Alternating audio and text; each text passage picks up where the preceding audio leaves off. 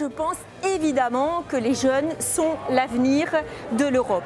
Ce sont eux les futurs travailleurs, les futurs innovateurs, les futurs producteurs de richesses et bien évidemment, ce sont aussi eux qui sont les futurs protecteurs de la génération de leurs parents. Il faut donc les soutenir. Ce soutien passe par un certain type de mesures.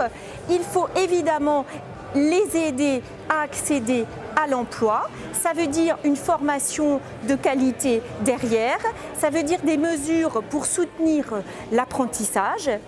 Un gros travail doit être fait au niveau des langues, même s'il y a déjà des dispositifs comme Erasmus, devenu Erasmus+ aujourd'hui, il faut aller plus loin. Pourquoi ne pas reprendre l'idée d'un chéquier pour les jeunes, un chéquier pour les langues?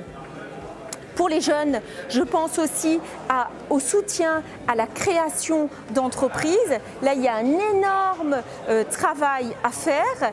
Harmoniser, par exemple, les règles de création d'entreprises dans les différents pays européens.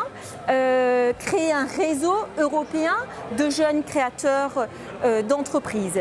Et puis enfin, les jeunes, moi je voudrais dire qu'il faudrait soutenir toutes les mesures qui leur permettent de se déplacer en Europe et qui leur donnent envie de plus d'Europe.